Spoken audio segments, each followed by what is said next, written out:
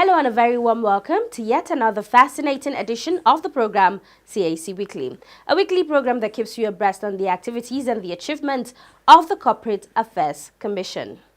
My name is Amina Jibril.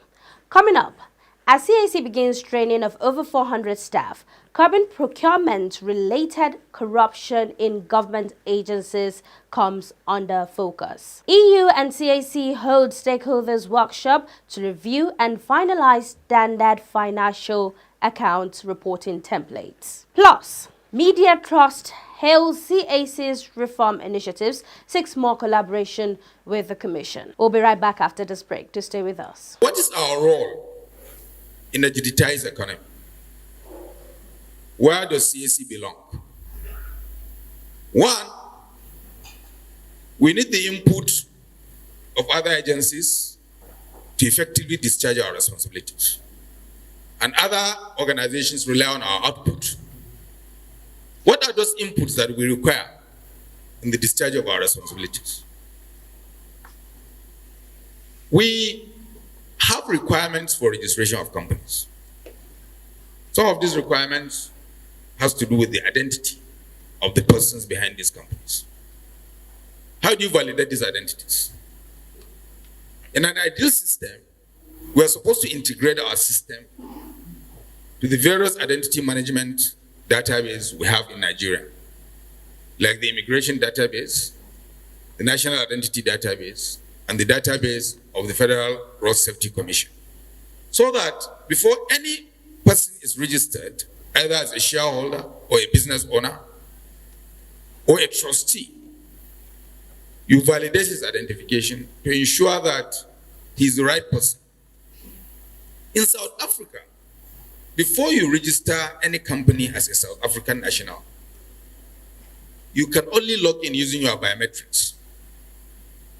Some of us were in South Africa to attend one of the technical workshops of the CRP, of the Corporate Registers Forum.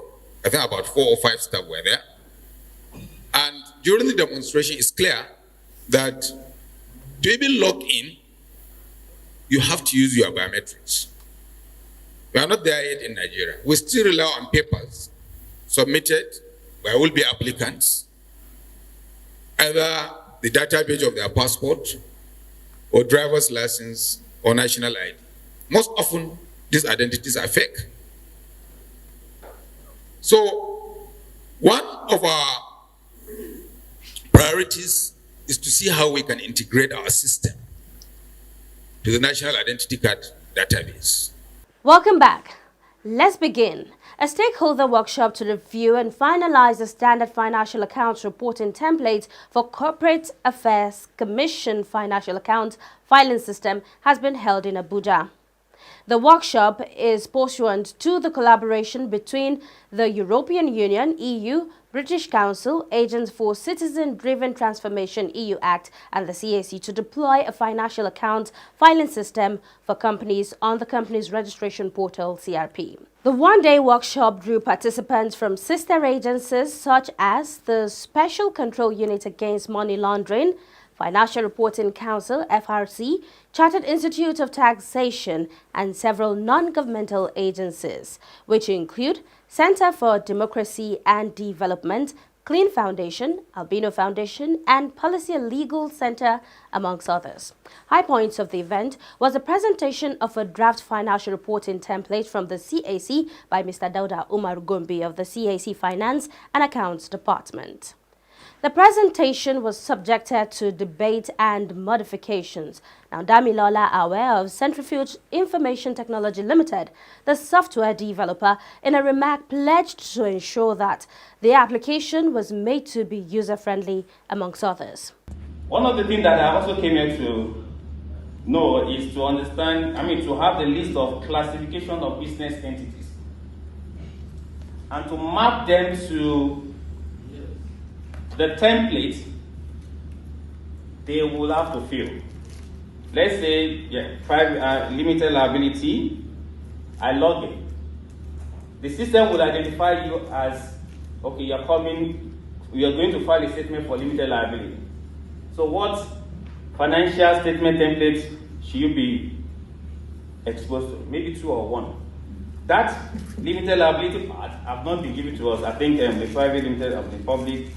The only one that we are giving is just the sole proprietorship, the non-profit, and we are supposed to feel whatever business, but that has not been undertaken today. I think we will need to look at that and see how we can get on with that one. Like I have also said about the note, okay? We are also told that the templates are work in progress. We need timeline. Speaking on behalf of the Registrar General and CEO of the Corporate Affairs Commission, Alhaji Garba Abubakar, the head ICT CAC Ambrose Obeta applauded the active participation of the stakeholders, critics and contributions and prayed that the end product will be world-class. The stakeholders are expected to reassemble and finalize works on the financial reporting template for the NGOs and others before full deployment on the CAC's Companies Registration Portal, CRP. Now, it would be recalled that the Corporate Affairs Commission commenced the implementation of the CAMA 2020 on 3rd January 2021. Shortly after the commencement of the implementation, the CAC in January 2021 signed a Memorandum of Understanding with the Citizen-Driven Transformation (EU) Act to further complement the efforts of the Commission towards achieving full implementation of the CAMA 2020. When fully deployed, the financial accounts filing system for companies on the Companies Registration Portal, CRP, will become another milestone achievement for Alhaji Garba Abubakar-led CAC. Now, moving on to anti-corruption matters. In a bid to further support the present administration's fight against corruption, the Corporate Affairs Commission, CAC, has held a 3-day training workshop for its executive staff in Nasarawa State. The 3-day workshop also aimed at capacity building and was tagged Overview of Public Procurement Act 2007, Processes and Procedures for Goods, Works and Services, Contract Management and Dispute Resolution, Measures for Curbing Procurement-Related Corruption in Government Establishments. Some of the beneficiaries of the training program for the executive who spoke to CAC Weekly described their experiences as worthwhile and therefore commended the Registrar General Alhaji Garba Abubakar for prioritizing the training. On his part, the Registrar General Alhaji Garba Abubakar reiterated his commitment to ensuring training and retraining of CAC staff and commended the participants for their exemplary conduct during the training. Some participants spoke to CAC Weekly. It has actually depicted to me what the Procurement Act is all about, the 2007 Procurement Act. It has shown to us the framework of the Procurement Act, what it entails, how it was derived, and what we are supposed to have to know, to have at the back of our minds when we are procuring in an organization. The different stratas that can approve procurement and the intricacies involved in procuring an organization. Oh, indeed, the facilitator is very, very, very well experienced in the procurement process. At least taking us through the legal framework, the institutional framework, and as well the amendments to the Procurement Act that has been taken care of in the recently enacted Finance Act. I think that has given us more insight on what needs to be done and what is expected in every procurement process so far as it relates to Nigeria. Indeed, CAC has always been a law-abiding institution, and whatever the Commission does, it is done within the legal framework. So indeed, it is well that we come here to know the new provisions as affect the amendment of the Public Procurement Act 2007 that has been taken into the Finance Act 2021 or 2020. So I think CAC is always, and that is the reason why we are coming here now to get ourselves abreast. Our impression is that the details, the basic fundamentals of the Public Procurement Act has been presented to us, and the instructor is quite conversant and competent in all aspects with his background as a consultant and even part of those that put together the public procurement document from inception. He has quite in-depth knowledge of the Public Procurement Act, which he has impacted on the participants as a whole. Yes, it will be to go back to the organization at the level we are, which is the executive level of monitoring or implementing the public procurement processes and in our establishment. It will be for us to go and put into practice what we have learned or what is in the law, so that we don't run foul of the act at any point in time, because we are always involved in procuring one item or the other, and the decision making is mainly at the executive level where we are. So it will be to our own advantage and interest to avail ourselves of the content and practices of the Public Procurement Act. Mr. Abdul Mamman of Chartered Housing Consulting, organizer of the workshop, also bears his mind on the training. Yes, one of the fundamental issues that led to this has to do with the issue of procurement reform in the country. And since 2007, a law was enacted by the federal government to take charge of its own procurement, which has to do with government expenditure. Then the pattern has to do with spend management efficiency.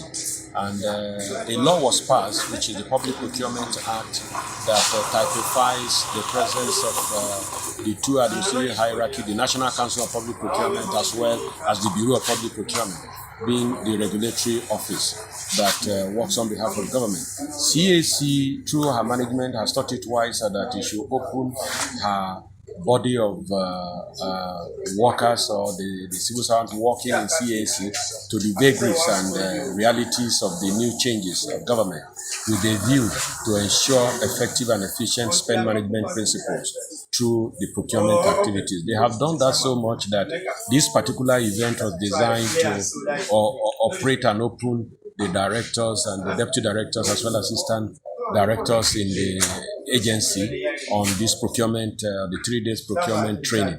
And the training is basically to enrich the knowledge and understanding, because there must be synergy amongst the departments in the CAC to work together by understanding what the procurement does and how the process and procedures takes place. And as a result of that, for procurement department to also engender good practice by involving themselves more in what they need to do.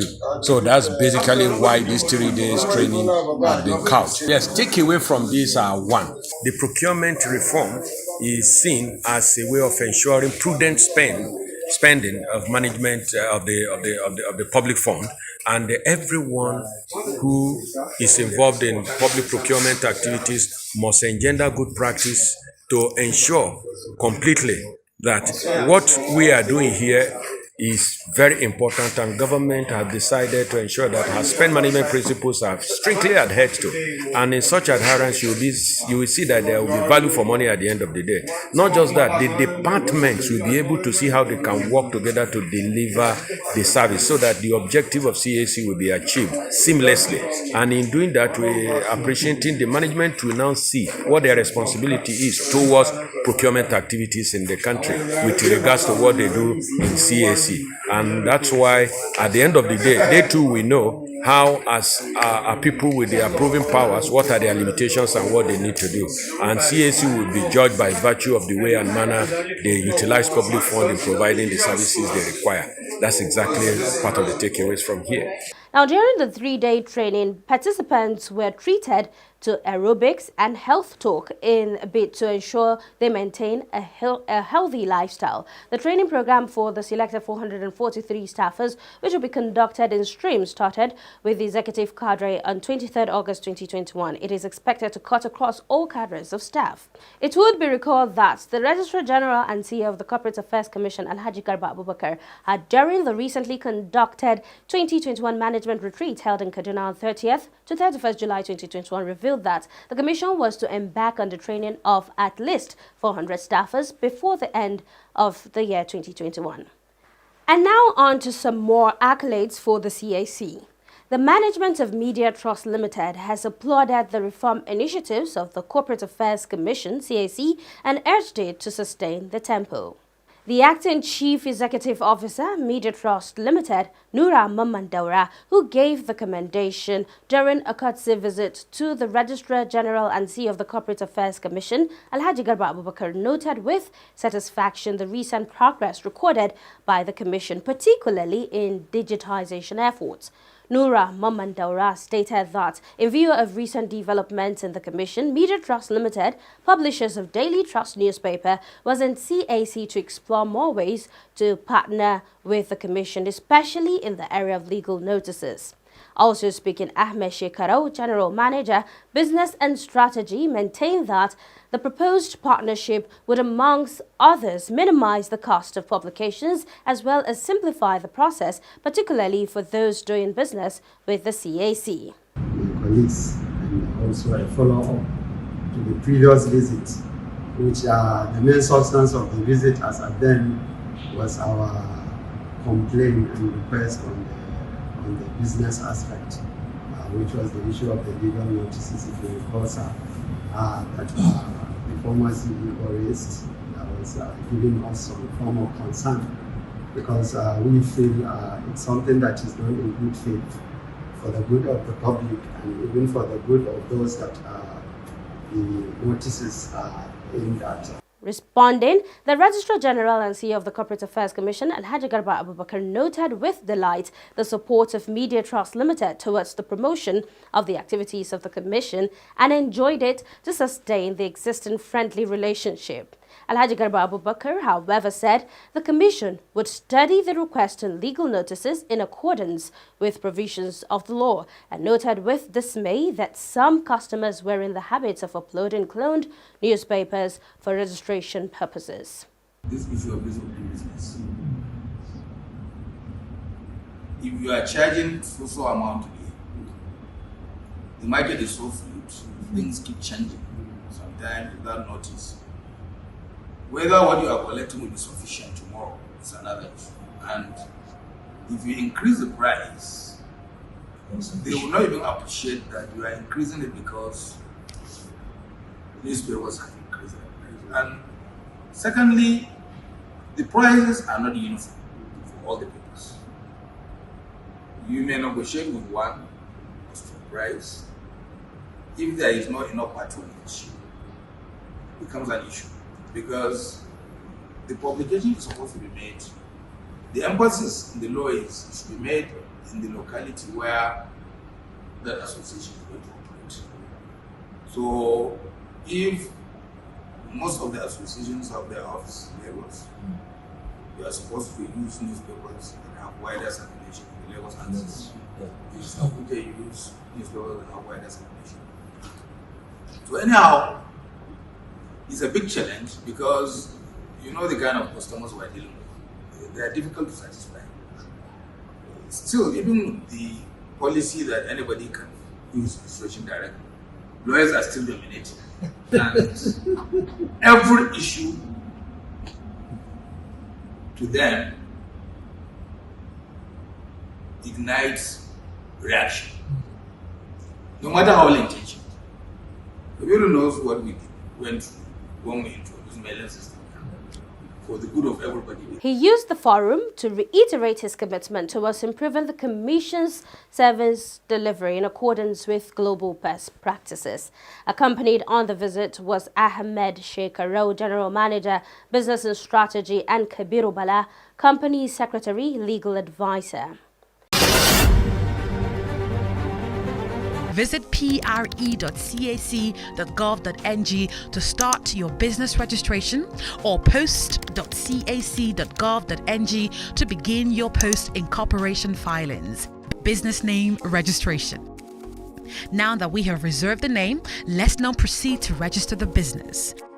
Step 1. On your dashboard, click on the Reserve panel. This would bring up your approval history. Step 2.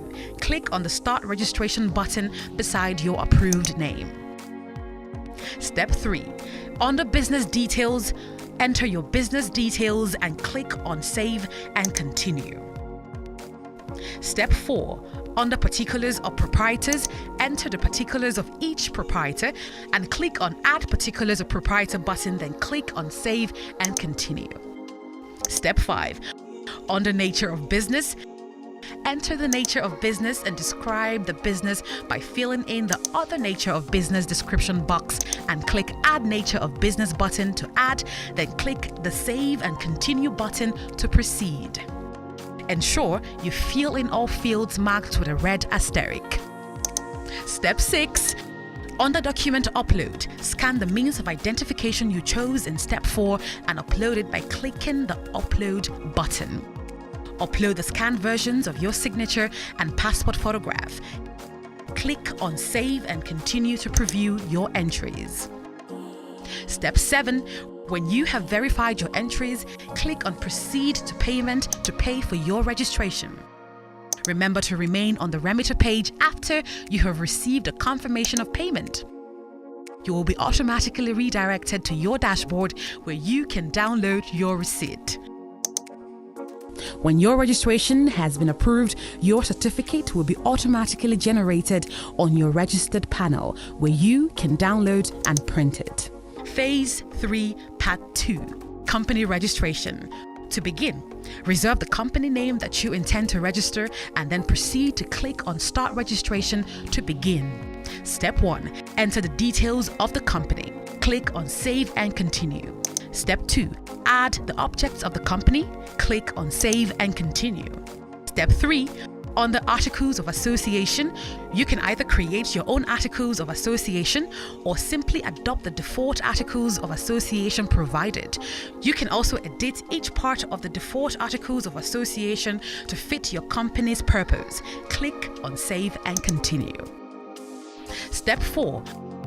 Under Directors, enter the details of at least one director. If you want to hide your residential address from public record, click on the Hide Residential Address from Public Record toggle button. Click on Save and Continue. Step 5. Under Secretary, this requirement is optional for small companies and you may skip the step by clicking on the Click Here link button to proceed. However, if you wish to add a secretary, click on the Add Secretary button, enter the details of the secretary, and click on Save and Continue. Step 6. Under Statement of Issued Share Capital, add the share details and enter details of proprietor and click on Save and Continue. Note, you must allot the entire issued share capital. Step 7.